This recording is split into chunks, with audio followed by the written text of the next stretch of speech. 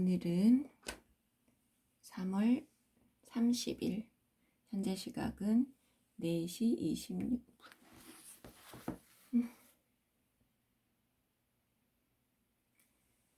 4시 27분. 오늘은 15페이지부터 525페이지 중간쯤까지 읽겠습니다. 이 신화들은 인간의 속성 중 가장 중요한 요소인 뻔뻔함을 잘 드러낸다. 여기에 예시된 고대 신화들의 우주관과 현대의 대폭발 우주론 사이에 단 한 가지 차이가 있다면 그것은 과학은 스스로에게 끊임없이 질문을 던지고 제안의 사실 여부를 검증하기 위하여 실험하고 관찰한다는 점이다. 하지만 현대를 사는 우리는 창조 신화들의 응분의 존경심을 표해야 한다. 어느 문화권이든 사람들은 자연에 내재하는 주기성을 즐기며 그 주기성을 최대로 활용한다. 사람들은 오랫동안 신이 의도하지 않아도 자연의 주기성이 가능할 수 있을까를 고민했다. 수십 년 세월의 인생에도 주기성이 있다면 영겁의 신의 세계라고 주기성이 없으란 법이 있겠는가? 인류의 위대한 종교들 중에서 힌두교만이 코스모스가 무한 반복된다는 것을 믿는다. 우주가 생과 멸의 끝없는 순환을 반복한다는 것이다. 현대 우주론이 밝힌 시간의 척도와 비슷한 크기의 척도로 시간의 흐름을 이야기하는 유일한 종교가 바로 힌두교이다. 과학과 힌두교의 시간 척도가 서로 일치하는 것은 우연의 결과일 것이다. 일상의 하루는 낮과 밤이 24시간이다. 그러나 브라흐마의 하루는 지구인의 시간으로 86억 4천만 년에 해당한다. 86억 4천만이라니 이것은 지구나 태양의 나이보다 긴 시간이고 우주가 대폭발 이래 오늘에 이르기까지 경과한 시간의 절반도 넘는 참으로 장구한 시간이다. 힌두교의 가르침은 브라흐마의 1년보다 더 긴 세월로 언급한다. 우주가 신의 꿈에 불과하다는 생각에는 누구나 심오한 매력을 느끼게 된다. 신은 브라흐마의 1년이 100번 지난 다음에 스스로 분해하여 꿈 없는 잠의 세계와 합일한다. 그러면 우주도 스스로를 해체해서 신과 합일된 상태에서 브라흐마의 1세기를 지낸다. 그 다음에 신은 잠에 빠진 스스로를 꿈틀거리며 빠져들어간다. 그 다음에 신은 잠에 빠진 스스로를 꿈틀거리며 깨워 자신을 재구성한다. 그리고 다시 우주적 꿈으로 빠져들어간다. 이렇게 하여 무한히 많은 세계들이 생긴다. 그리고 이 세계들에는 각각 우주적 꿈을 꾸는 무수한 신들이 있다. 그런데 힌두교의 이 위대한 가르침은 다른 가르침, 어찌 보면 더 위대한 가르침을 통해 발전될 수 있다. 그것은 사람이라는 존재가 신의 꿈이 아니라 신이 사람이 꾸는 꿈의 소산일지도 모른다는 가르침이다. 인도 문화에는 신이 많은데 같은 신일지라도 그 현현 양식이 다양하다. 11세기에 만들어진 촐라 왕조의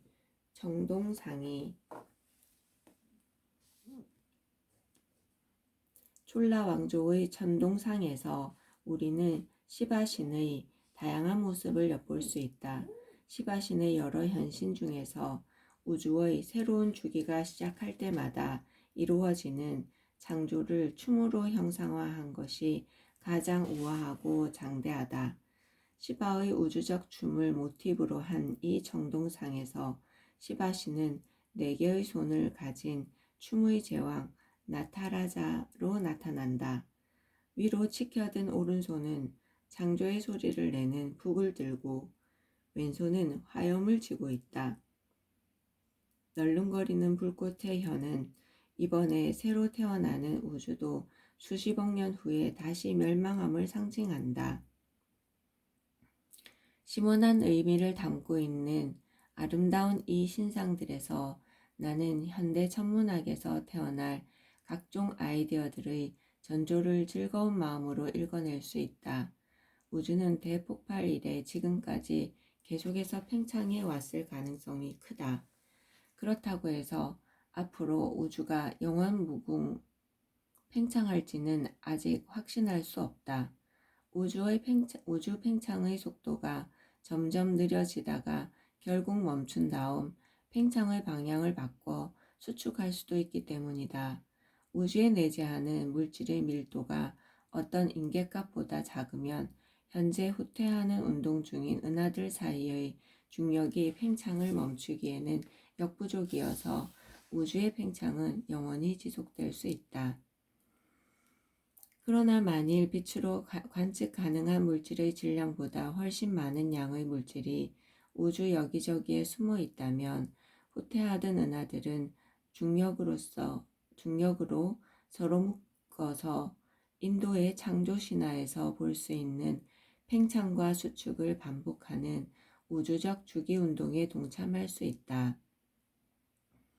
한편 빛으로 자신의 존재를 드러내지 않는 소위 잃어버린 물질의 후보로서 블랙홀을 쉽게 떠올릴 수 있을 것이다.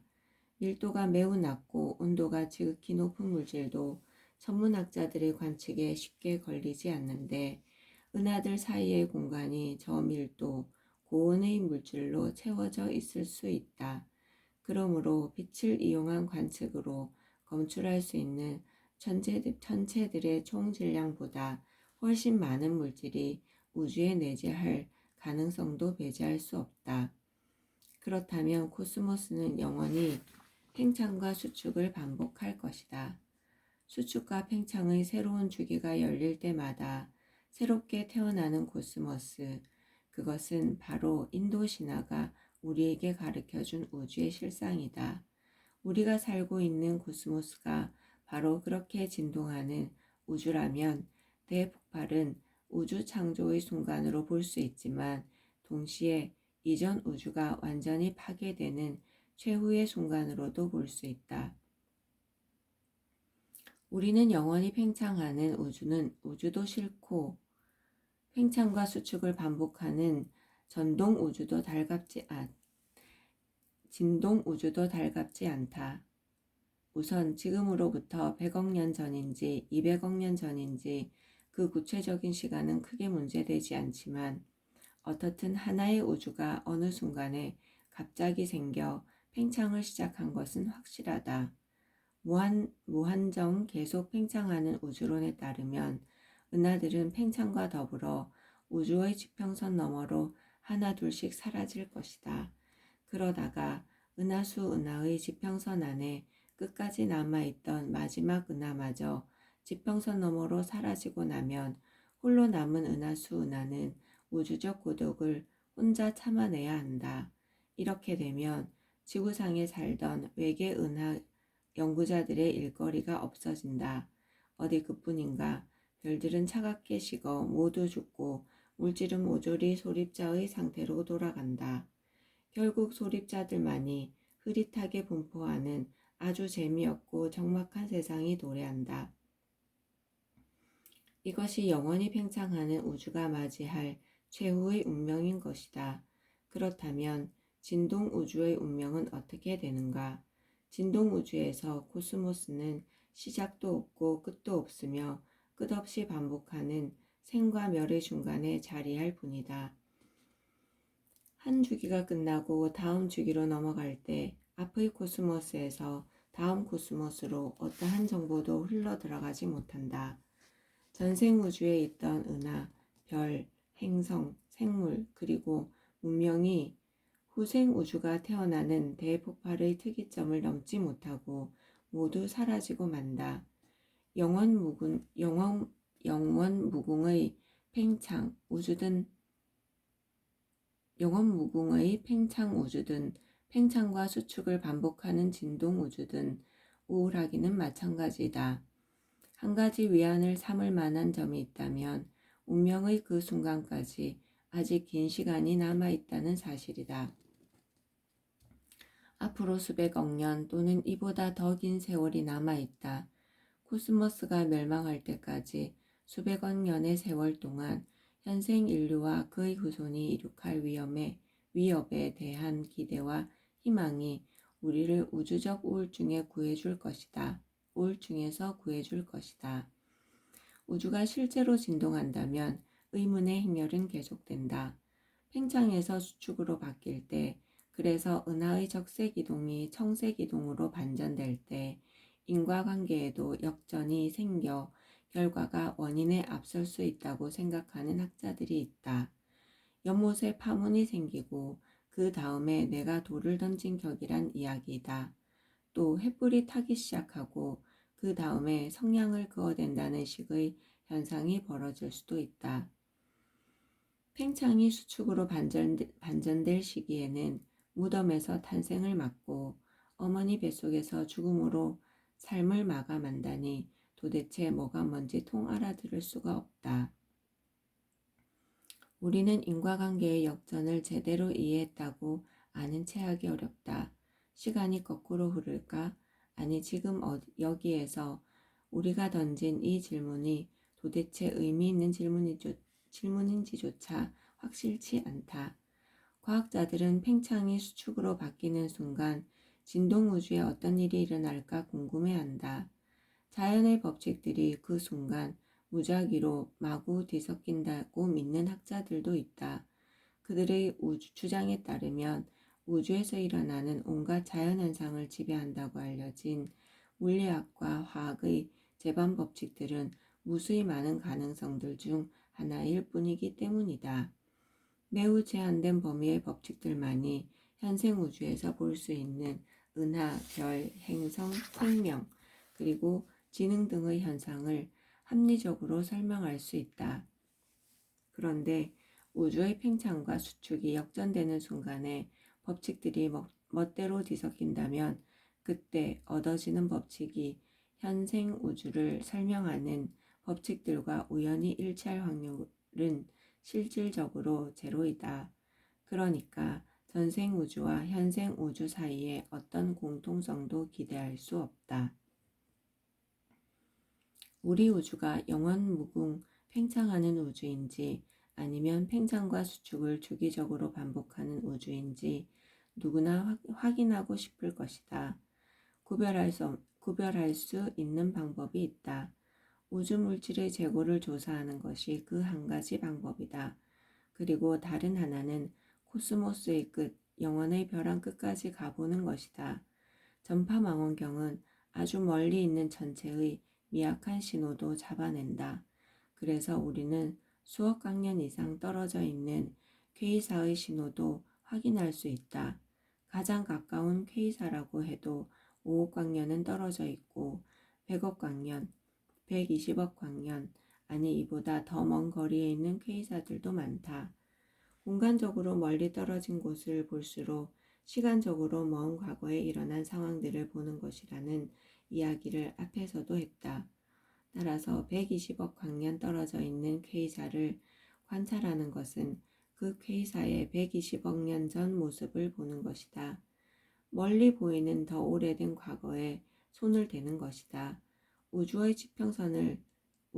지평선 근처를 본다면 우리는 대폭발 시대의 우주와 같이 하게 되는 것이다. 대형 배열은 27대의 전파 망원경으로 구성된 전파 간섭계로서 뉴멕시코주의 오지에 설치되어 있다. 개별 망원경이 수신하는 전파 신호의 위상을 모두 고려해서 망원경의 배열을 미리 결정하고 관측을 시작한다. 구성 망원경들은 전선으로 연결하여 각 망원경으로 들어오는 신호세기와 위상을 협상함으로써 망원경 27대가 하나의 망원경같이 같이 작동되도록 고안했다. 가장 먼 두 안테나의 거리가 합성 망원경의 지름에 해당한다. 그러므로 대형 배열은 지름이 수십 킬로미터에 이르는 거대한 전파 망원경이라고 생각해도 좋다. 따라서 대형 배열은 가시광선 대역을 분석하는 강황 망원경처럼 전파 대역의 자잘한 스펙트럼을 상세하게 분석할 수 있는 지상 최대의 전파 망원경이다. 어떤 전파 망원경은 지구의 반대편에 있는 다른 전파 망원경과 연결하여 사용하기도 한다. 그러면 지구의 지름은 온통 기선으로 활용할 수 있으니까 지구만한 크기의 전파 망원경이 탄생하는 셈이다. 앞으로는 전파 망원경들을 지구 궤도에 올려놓을 수 있게 될 터인데 그때가 오면 우리는 그 크기가 내 행성계만한 전파 망원경을 가질 수 있다. 이 정도의 전파 망원경 배열이면 K사 내부 구조와 정체도 밝혀낼 수 있을 것이다. 행성 궤도상의 전파 망원경 배열이 구축되면 표준 초의 구실을 할 K사가 정해진다. 그러면 우리는 적세 기동을 측정하지 않고도 K사까지의 거리를 직접 알아낼 수 있게 된다. 가장 멀리 떨어져 있다고 추정되는 K사들의 거리를 정확히 알아내면 우리는 우주 팽창 속도가 수십억 년 전에는 현재보다 빨랐다가 점점 느려졌는지 아니면 우주가 앞으로 팽창을 멈추고 수축할 것인지 등을 판가름할 수 있을 것이다. 현대 천문학에서 사용하는 전파 망원경들은 아주 높은 수신 감도를 자랑한다. 요즘의 전파 망원경이 검출하는 먼 K사의 전파 신호는 천조분의 1와트이다. 즉 현대 전파 천문학의 기술은 10의 -15승 와트의 미약한 신호도 하늘에서 잡아낸다는 사실이다.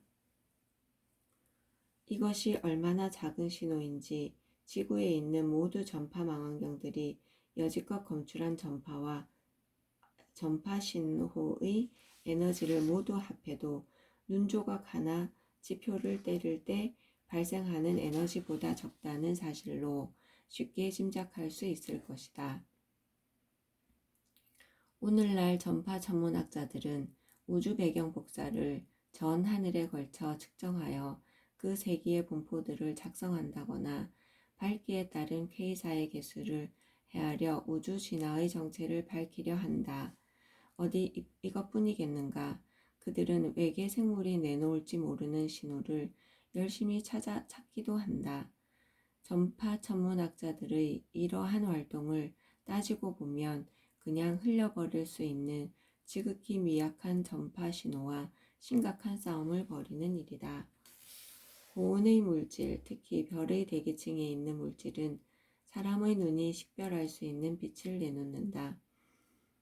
그러나 주로 은하의 외곽부에 있는 저온의 성간기체와 성간티끌은 가시광선을 방출하기 때문에 우리 눈에 쉽게 띄지 않는다.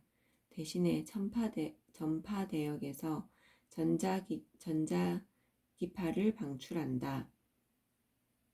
그러므로 우주론적 신비를 캐내려면 통상의 광학 망원경이 아니라 대륙간 전파 망원경 배열과 같은 초대형 연구시설이 필요하다. X선 대역도 외계 은하와 우주론 연구에 중요한 역할을 한다. 인공위성에 실린 X선 망원경으로 하늘을 관측했더니 은하와 은하 사이에서 강력한 X선 복사가 검출됐다. 처음에는 은하간 물질로 존재하는 고온의 수소가스가 이 X선 복사의 원천이라고 생각했다. 그것이 정말로 수소라면 그때까지 관측되지 않은 막대한 양의 그 수소는 코스모스의 팽창을 막기에 충분한 것이었다. 학자들은 그것을 우리가 진동 우주에 갇혀 있다는 증거로 받아들였다. 그러나 좀 더 최근에 수행된 고분해능 X선 관측을 바탕으로 리카르도 자코니는 은하 공간에 검출된 X선 복사가 많은 점광원들이 중첩되어 나타난 결과라고 규명했다. 그리고 그 점광들은 아주 먼 거리에 있는 K사일 가능성이 높은 것으로 판명됐다. 그러나 여태껏 숨어있던 질량의 일부를 찾아낸 것이었다. 이렇게 우주의 새로운 구성원이 알려질 때마다 우주의 평균 밀도의 값이 수정돼 왔다. 우주 구성원들의 인구 조사를 철저히 하여 은하, K사, 블랙홀, 은하간 수소, 가스, 중력 파원, 그 외에도 우주의 소위 희귀 거류민들의 질량을 모두 알아낸 후에 우리가 살고 있는 이 우주의 운명을 점칠 수 있을 것이다. 우주의 거대한 구조를 논할 때 천문학자들은 공간이 굽었다느니 평탄하다느니 하는 식의 표현을 즐겨 사용한다. 이해하기 어려운 표현은 이것만이 아니다. 우주는 유한하지만 열려있다라는 식의 설명도 무엇을 의미하는지 얼른 감을 잡을 수 없기는 마찬가지이다. 이해를 돕기 위해 다음과 같은 상상을 해보자. 모든 것이 납작한 이상한 나라에 우리가 살고 있다고 하자. 영국 빅토리아 여왕 시대에 셰익스피어를 연구하던 에드원 웨벗이라는 학자가 이러한 나라를 납작이 나라라고 이름으로 불렀다. 납작이들 중에는 정사각형도 있고 삼각형도 있고 또 다른 이들은 이보다 좀 더 복잡한 모양을 하고 이 나라에 산다. 납작이들은 종종 걸음으로 평지 여기저기를 돌아다니며 납작한 건물을 들락날락하고 빈둥거리면서 평면적인 일을 수행하며 산다. 납작이 나라에 사는 사람은 폭과 길이는 있어도 높이가 없다. 납작이 나라의 일반 대중은 왼쪽이니 오른쪽이니 하는 것은 구별할 줄 안다. 물론 앞, 뒤도 안다. 그러나 위와 아래는 도저히 이해하지 못한다. 일반 대중에게는 도대체 위다 아래다 하는 개념이 있을 수 없다. 몇몇의 현명한 수학자 납작이들만 위와 아래의 개념을 이해한다. 한 수학자 납작이가 자기 동족 여러 명 앞에서 한창 열을 올리면서 연설을 한다. 내 말을 잘 들어봐. 그거 정말 쉬운 거야. 전후 좌우를 머릿속에 그려보란 말이야. 그래, 여기까지는 뻔하지. 이제 전후 좌우 두 방향에 모두 수직인 또 하나의 방향을 머릿속에 그려봐. 군중들이 웅성댄다. 당신 지금 뭔 소리를 하는 게요. 두 방향에 모두 수직인 방향. 그런 게 어디 있어. 모두 2차원뿐인데 어떻게 그게 가능하단 말이야. 내가 그 세 번째 방향을 우리에게 가르쳐 보여줘. 어디야 어디. 열을 올리던 수학자는 풀이 죽는다. 아무도 수학자의 이야기를 들으려 하지 않고 수학자는 군중을 피해 어디론가 사라진다. 납작이 나라의 사람들은 상대방을 하나의 짧은 선분으로만 인식한다. 도형에서 자기 쪽에서 가까운 변만 보인다는 말이다. 자기에게서 먼 쪽을 보려면 반드시 그쪽으로 이동해야 한다.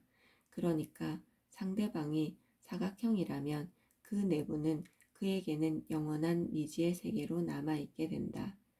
납작이 나라에서 가공할 사고가 발생하거나 납작이 나라에서 가공할 사고가 발생하거나 시체를 해부해야 할 불상사가 일어나지 않는 한 납작이는 다른 납작이의 내부를 들여다볼 길이 없다. 그렇겠네요. 납작이 나라에서는. 오늘은 여기까지 읽겠습니다.